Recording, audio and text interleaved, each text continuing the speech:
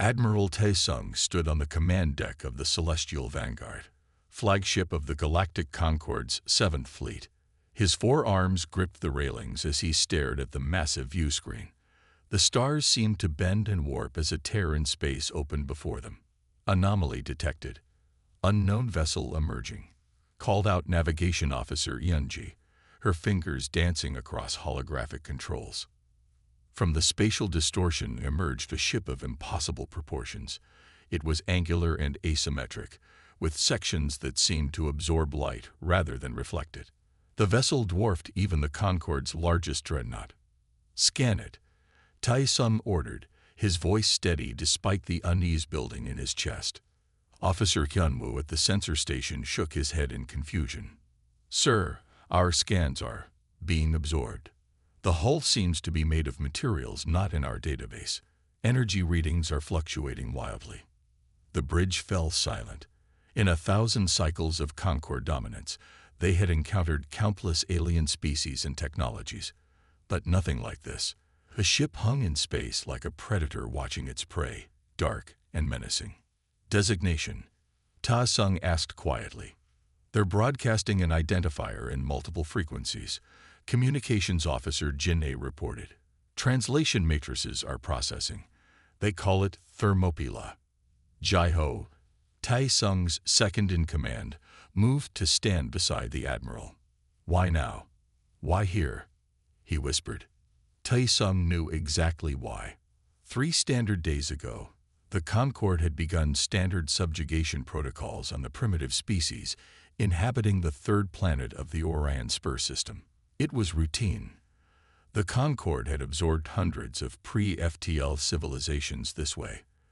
The natives would be integrated into the Concorde hierarchy at the appropriate tier, likely as resource gatherers or manual laborers given their technological level. "Sir," Hyunwoo called, "I'm detecting energy buildups throughout their hull. These could be weapon systems, but they don't match any known configurations." Jai-ho's scales paled slightly. "Admiral, should we power defensive shields?" Taesung considered his options.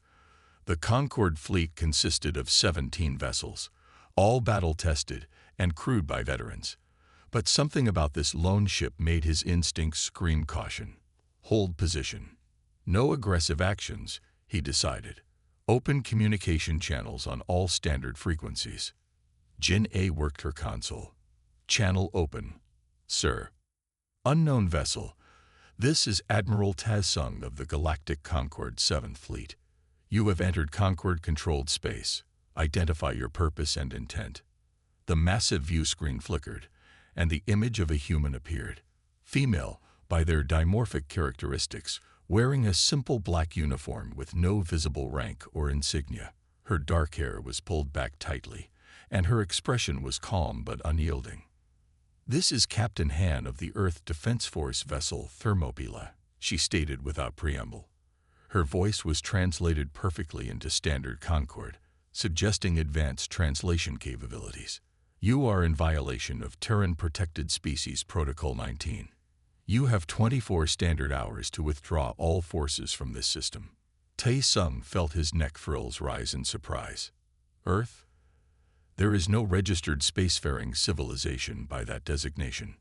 Captain Han's expression didn't change. "Correct. We have chosen until now to remain unregistered with your Concorde. The species on the 3rd planet is primitive," Taesung explained.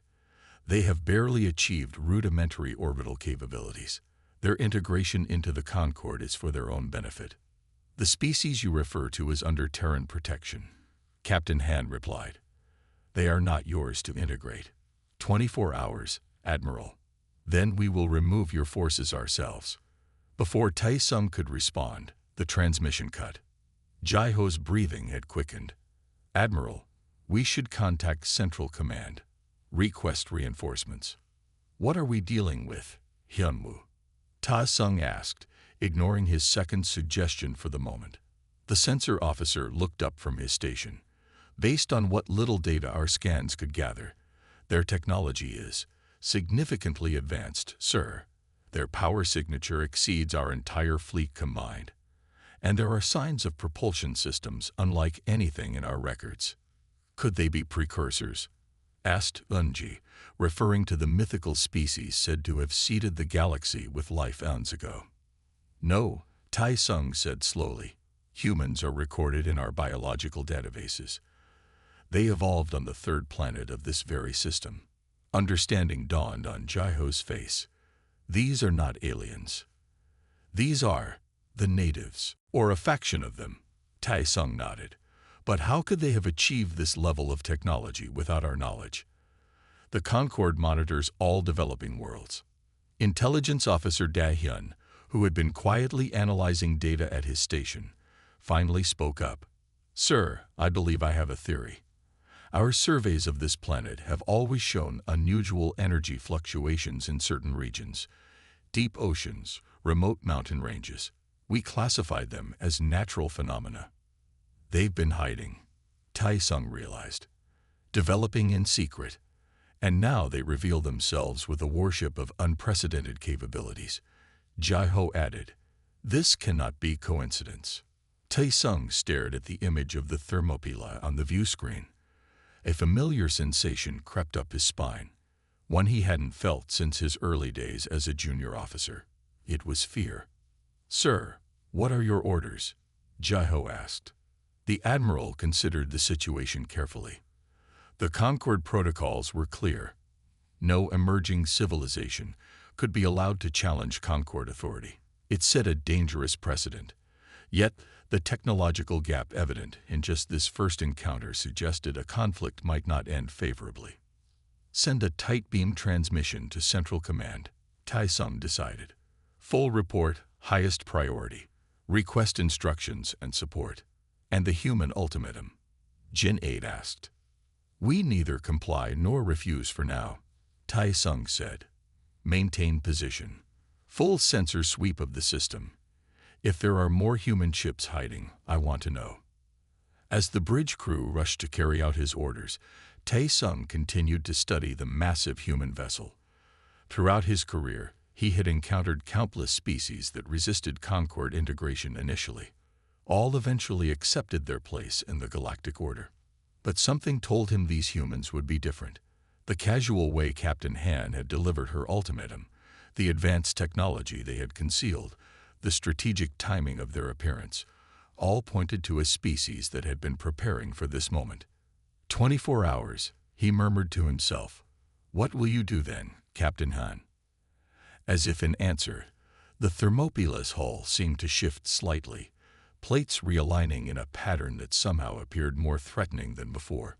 The first contact between humanity and the galactic Concord had begun, and nothing in the galaxy would ever be the same. The massive diplomatic vessel, Eternal Harmony, dropped out of faster-than-light travel at the edge of the system. Its gleaming white hull contrasted sharply with the dark, angular form of the human warship Thermopylae, which had not moved from its position for 3 full days. High Chancellor Do Hyun stood on the command bridge, his ceremonial robes flowing around his tall frame. Unlike military vessels, the diplomatic flagship emphasized comfort and grandeur, designed to impress foreign dignitaries with the Concord's wealth and power. Status report, Do Hyun demanded, not bothering to look at the junior officer beside him. The human vessel remains in defensive position between our military fleet and the planet, Chancellor. They have made no aggressive moves since their ultimatum, but neither have they withdrawn it. Do Hyun sniffed dismissively. Admiral Ta Sung shows excessive caution. These humans don't understand galactic politics. A single warship cannot stop the Concord. Ambassador Sun Mei approached and bowed respectfully. She had spent the journey studying all available data on humans, though the information was surprisingly limited. Chancellor, I've prepared several diplomatic approaches based on previous first contact scenarios. Humans appear hierarchical and territorial. I believe we can appeal to their desire for status. Do Hyun nodded absently. The standard integration package then. Tier 3 trade rights, limited technology sharing, protection from external threats. More than generous for an unproven species. Sun Mai hesitated. With respect, Chancellor, their technology appears to exceed standard Tier 3 benchmarks. One ship does not make them advanced, Du Hyun said firmly. They've hidden from us, which shows wisdom, but also fear. Use that. The communications officer interrupted. Chancellor, the human vessel is hailing us. On screen. Captain Han's face appeared, looking exactly as she had 3 days earlier. Hi, Chancellor Do Hyun. The Thermopyla welcomes you. Captain Han speaking. I understand you wish to discuss diplomatic solutions. Do Hyun stepped forward. Captain Han, the Concorde appreciates your patience. We propose a face-to-face meeting to resolve this unfortunate misunderstanding. Agreed. We will receive your representatives aboard the Thermopyla. Do Hyun's eye ridges rose slightly. Traditionally, junior powers came to the Concorde, not the other way around. Before he could object, Sunma stepped forward. We accept. I will lead our delegation, she said smoothly. After the transmission ended, Do Hyun turned to her with obvious displeasure. Ambassador, you overstep. Forgive me, Chancellor, but this gives us an opportunity to observe their technology directly. If we insist they come to us, they may refuse. Do Hyun considered this, then nodded reluctantly. Very well. Take a security detail. With respect, their scans would detect weapons. I suggest minimal personnel, just myself and 2 cultural aides. Show trust to build trust. An hour later, Sunmai sat in the diplomatic shuttle approaching the Thermopyla. Up close, the human vessel was even more intimidating. Its surface seemed to shift and change as they approached, plates realigning in patterns that defied logical explanation. Ambassador, one aide whispered, those aren't decorative patterns. They're weapon ports. Hundreds of them. Sun Mei maintained her composed expression, but her heart beat faster. The Thermopyla wasn't just a warship, it was a fortress. The shuttle docked with surprising ease, the human ship's systems seamlessly integrating with their own. The airlock cycled, and Sun Mei adjusted her translator one final time. Remember, she told her aides, we have done this dozens of times before with emerging spacefaring races. The protocol is clear. The inner door slid open, revealing a surprisingly austere docking bay. No honor guards, no decorations, just clean, functional design. And waiting for them were only 2 humans, Captain Han and an older male with silver hair and lined face.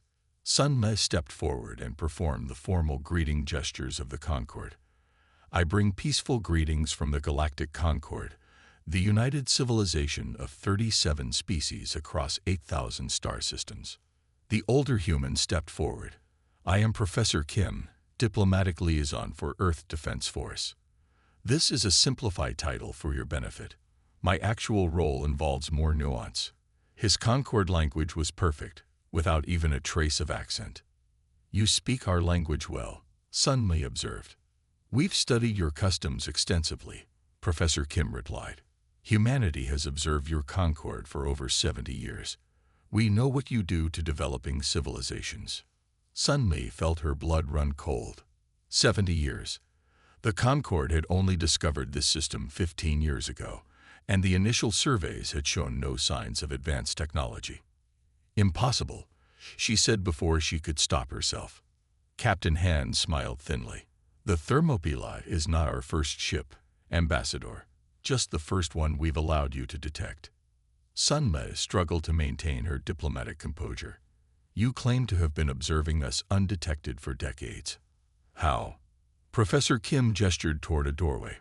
Perhaps we should continue this conversation in more comfortable surroundings. We've prepared a conference room according to Concorde diplomatic standards. The conference room was indeed laid out perfectly. The table shapes, the seat heights, even the lighting matched standard Concorde diplomatic protocols. It was disturbing in its perfection. Once seated, Professor Kim continued. To answer your question, Ambassador, humanity developed along a different technological path than most species. We prioritize stealth and observation technologies early in our development. You've been spying on the Concorde, one of Sun Li's aides said accusingly. "We prefer studying," Captain Han replied. "Your civilization has subjugated 17 developing species in the time we've been watching. You call it integration, but we've seen the results." Sun Li shifted uncomfortably. "The Concord brings stability and advancement to primitive worlds. You bring servitude," Professor Kim corrected gently. "The species you elevate become your laborers, your resource gatherers, your colonists for dangerous worlds. They receive your cast-off technologies and occupy the lowest tiers of your society. That is the natural order," Sun Mai argued. "Species must earn their place." Captain Han leaned forward. "Let me be clear, Ambassador. Earth has no interest in joining your Concord. The world you came to integrate is under our protection, one of several developing civilizations we monitor and protect. You claim to be their guardians?" Sun Mai asked, bewildered by this approach. No species had ever rejected Concord membership outright. Professor Kim nodded. "We believe each species should develop naturally, without outside interference. We intervene only when threatened by predatory powers, like yours." Sun Li's diplomatic training kicked in. "Perhaps we can find middle ground. The Concord could recognize your protectorate status over this world, in exchange for certain considerations." "Such as?" Captain Han asked. "Technology sharing, alliance against common threats, trade rights." Professor Kim smiled kindly. "Ambassador, you misunderstand our position. We are not negotiating to join you. We are informing you of boundaries you must not cross." Captain Han tapped a control on the table, and a holographic display appeared showing dozens of star systems. "These worlds are under human protection. Your forces will withdraw from them immediately." Sun Li stared at the map in shock. Several of those systems contained recent Concord acquisitions. "This is outrageous. The Concord will never agree to this demand." "It's not a demand," Captain Han said quietly. "It's a courtesy notification. We will remove your forces ourselves if necessary. With one ship." Sun Li scoffed, finding her courage. Professor Kim's expression turned sad. "Ambassador Sun Mai, the Thermopylae is a diplomatic vessel. It was designed to be visible, to open communications. Our military ships remain cloaked." As if on cue, an alert chimed from Sun Mi's communicator. One of her aides checked it and went pale. "Ambassador," he whispered, "High Chancellor Do Hyun is reporting multiple energy signatures appearing throughout the system. They're everywhere." Captain Han stood. "I believe this concludes our initial discussion. You have much to report to your Chancellor. We will await the Concord's formal response." As Sun Mai was escorted back to her shuttle, she realized that everything she thought she knew about galactic power had just changed forever. The great hall of the Concord Supreme Council hummed with angry voices. The 7 High Chancellors sat in their elevated seats, while military advisors and diplomats filled the lower tiers. The massive holographic display in the center showed the human warship Thermopylae, still positioned protectively above the primitive world. "This insult cannot stand." Chancellor Yun Seo pounded his fist on the ornate table. "For 70 years they have watched us, studied us, while hiding their true nature." Ambassador Sun Mai stood at the speaking platform, her report complete. She had shared everything: the humans' claims of protecting multiple worlds, their advanced technology, and their clear refusal to join the Concord. "The humans suggest they have additional cloaked vessels," she repeated. "Though we detected energy signatures briefly, we cannot confirm their number or capabilities." High Chancellor Do Hyun, who had returned from the diplomatic mission, rose to speak. "Fellow Chancellors, I have studied these humans closely. They project strength to hide weakness. It is a common tactic among younger species. What do you propose?" asked Chancellor Hee-won, the eldest member. "A decisive demonstration," Do Hyun said firmly. "I have already ordered 20 additional dreadnoughts to the system. The humans must learn that defiance of the Concord carries severe consequences." The vote was swift and unanimous. The humans would be subdued, Their technology claimed, their worlds integrated. It was the way of the Concorde, unchanged for 1,000 cycles. 7 days later, Fleet Commander Junho stood on the bridge of the super dreadnought Eternal Dominance, the newest and most powerful warship in the Concorde fleet. Around him, tactical officers monitored the formation of 47 warships, the largest battle group assembled in over a century. All vessels report ready, Commander, his tactical officer reported. Junho surveyed the tactical display with satisfaction. The holographic representation showed their overwhelming force surrounding the still solitary Thermopylae. 1 ship against 47, he said, not bothering to hide his contempt. They cannot hope to prevail. His communications officer cleared her throat. Sir, we're receiving a transmission from the human vessel. Ignore it, Junho ordered. No more words. Prepare all forward batteries. Target their propulsion systems first. I want that ship intact for study. The weapons officer's fingers danced across the control panels. Targeting solutions locked. All vessels report weapons hot. Junho straightened his uniform and took a deep breath. This would be the defining moment of his career, the day he taught an upstart species its proper place in the galaxy. Fire, he commanded. The coordinated assault was a thing of terrible beauty. Thousands of plasma torpedoes launched simultaneously from the Concorde fleet, their blue-white trails converging on the human vessel. Graviton beams cut through space, designed to disable rather than destroy. The combined firepower could have reduced a small moon to rubble. Every single weapon passed directly through the Thermopylae without effect. For a moment, there was complete silence on the bridge. It's impossible, whispered the weapons officer. Direct hits confirmed, but no impact. The tactical display showed the Thermopylae completely undamaged. Then the image flickered. Sensor malfunction, Junho demanded. The tactical officer's voice shook. No, sir. The target is. It's not solid. Our sensors are reading straight through it now. It's a hologram. Junho roared, understanding dawning with horrible clarity. They've tricked us. Find the real ship immediately. Before anyone could respond, alarm klaxons blared throughout the bridge. The tactical display exploded with new contacts as 5 massive vessels suddenly appeared, surrounding the Concorde fleet in a perfect pentagon formation. Each of the new ships was different in design from the Thermopylae, but they shared the same dark, angular aesthetic. They had appeared from nowhere, bypassing all detection systems. Impossible, Junho whispered. Nothing can hide from our sensors at this range. The communications officer touched her earpiece. Sir, we're being hailed on all frequencies. It's broadcasting directly into our secure channels. How did they? Junho began, but stopped himself. On screen. Captain Han's face appeared, her expression calm but resolute. Fleet Commander Junho, she said without preamble. Your attack just now confirms what we already knew about the Concorde's intentions. The Thermopylae was our diplomatic option. These are our enforcers, each capable of disabling your entire fleet. Junho fought to maintain his composure. You play dangerous games, human. Your deception will not. As if to cut off his bluster, one of the human vessels, a sleek, crescent-shaped craft, emitted a pulse of energy that washed over 3 Concorde dreadnoughts on the fleet's left flank.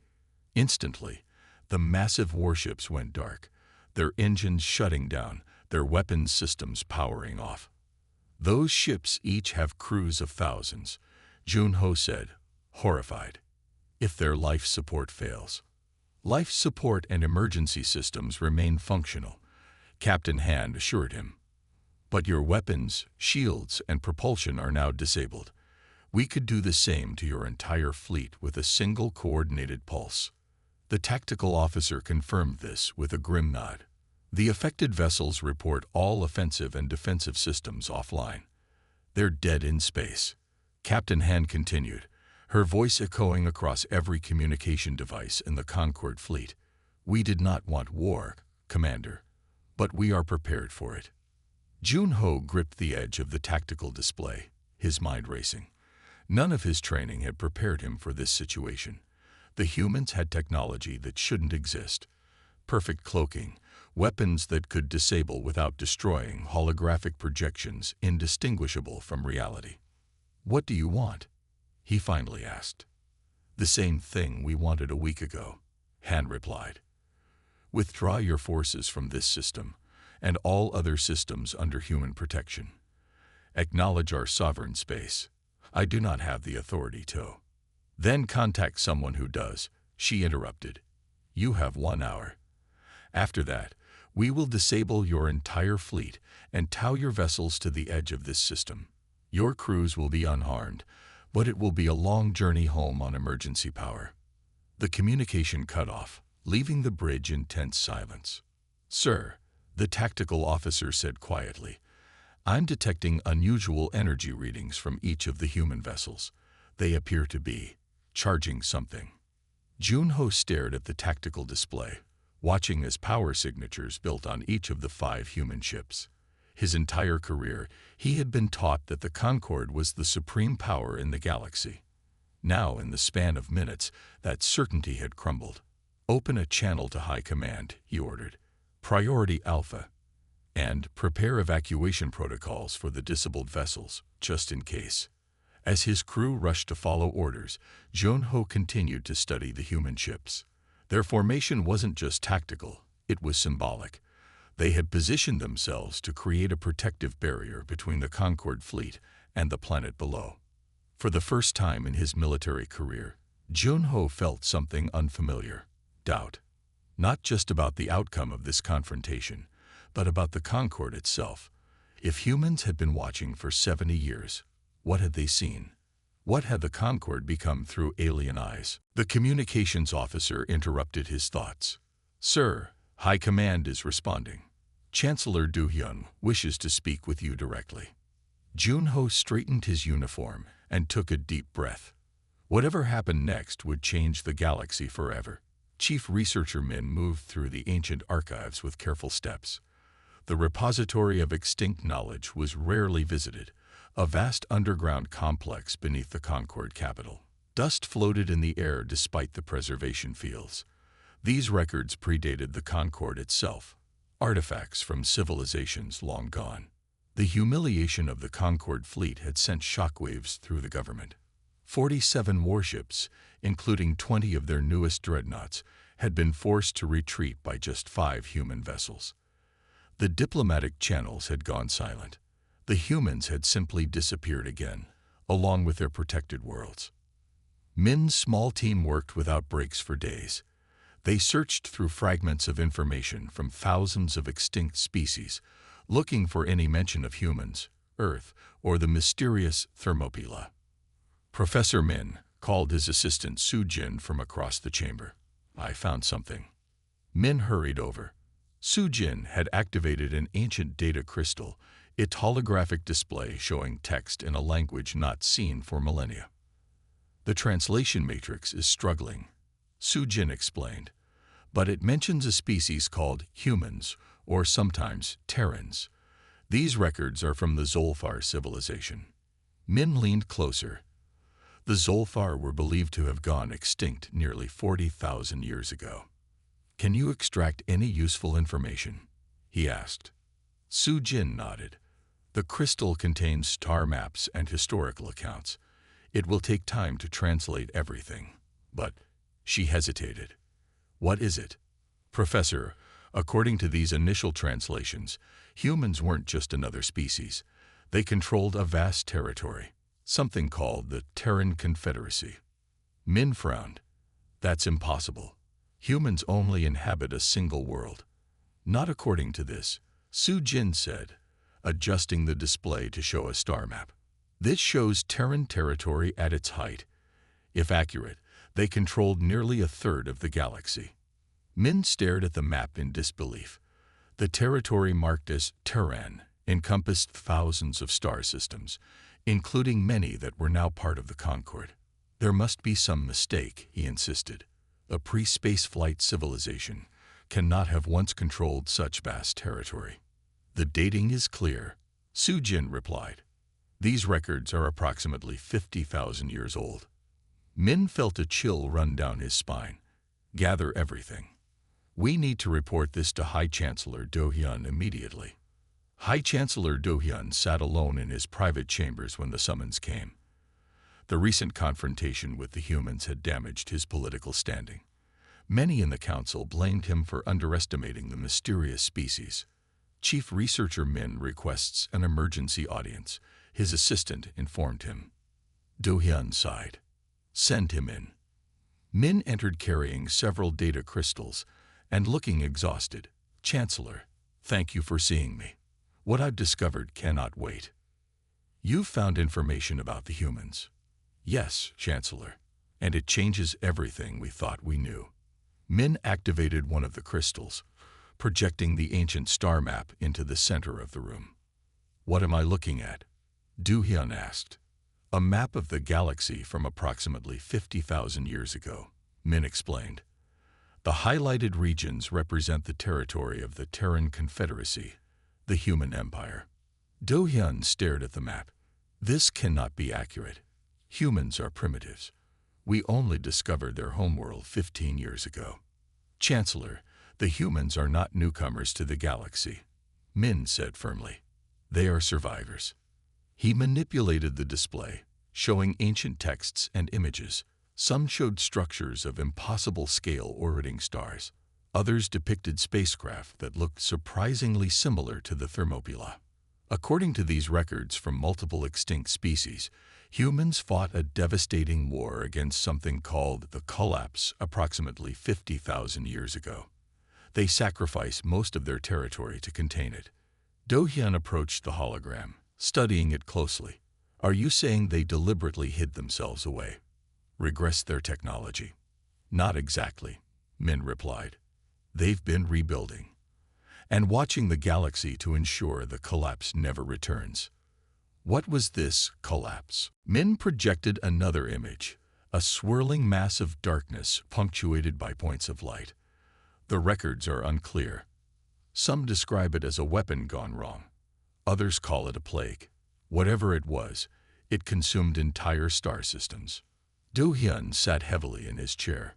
If this is true, it means humans have been observing the rise of the Concorde from the beginning. We never discovered them. They allowed us to find them. There's more, Min said hesitantly. We found references to something the ancient humans called protected worlds, planets where developing species were allowed to evolve naturally under human observation. The Chancellor's eyes widened. Like the world we attempted to integrate. Exactly. And based on Captain Han's statements, they're still following this practice. Do-hyun stood and walked to the window overlooking the capital city. The Concorde had spread across thousands of worlds, bringing countless species under its control. They had never questioned their right to do so. Why reveal themselves now? He wondered aloud, after 50,000 years of hiding.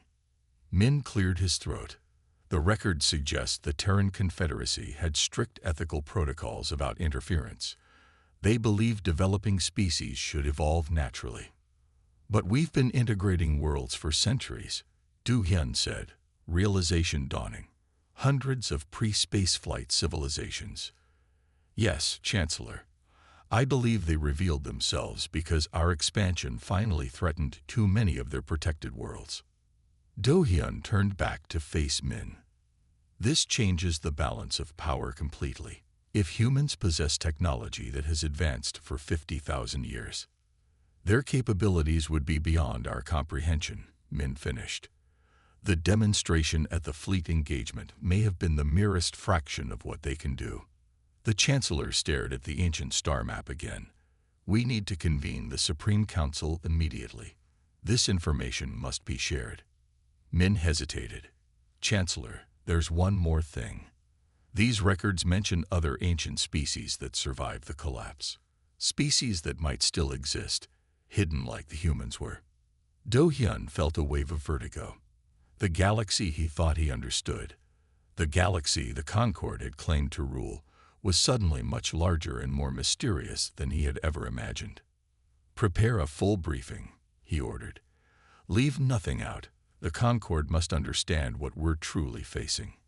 As Min gathered his data crystals to leave, Du Hyun remained staring at the map of the ancient Terran Confederacy. He thought of Captain Han's words. The Thermopylae is not our first ship, just the first one we've allowed you to detect.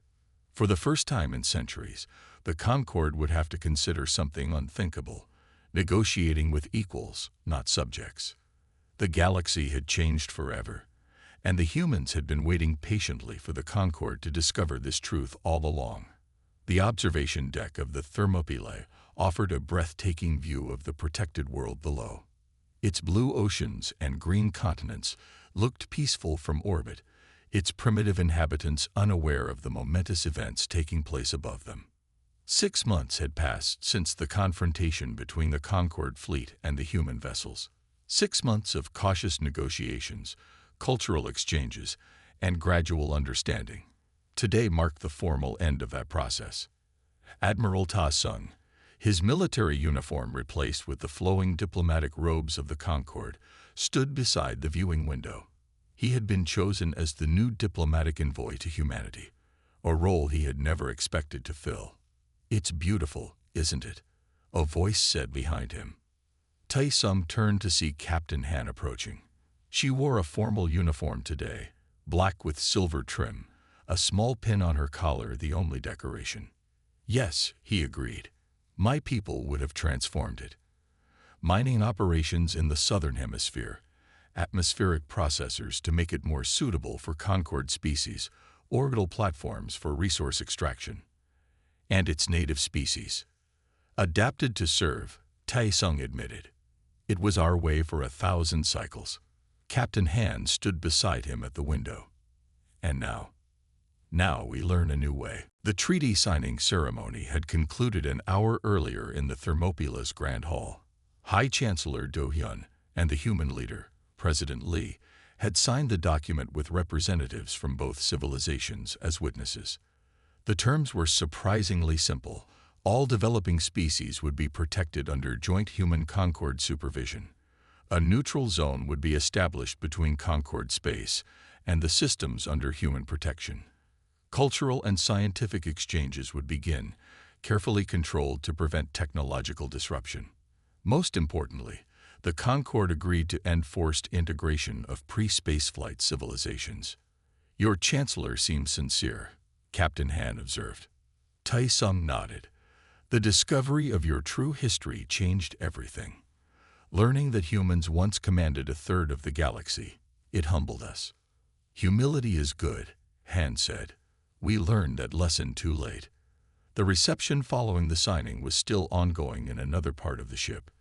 Tai Sung had slipped away, needing a moment of quiet to process the historic changes. Captain Han had apparently felt the same. "May I ask you something?" Ta Sung said after a moment of comfortable silence. "Of course." "You could have conquered us," he said quietly. "Your ships outmatch ours completely. Your technology is beyond anything we possess. Why negotiate at all?" Han smiled sadly. "That's not who we choose to be anymore.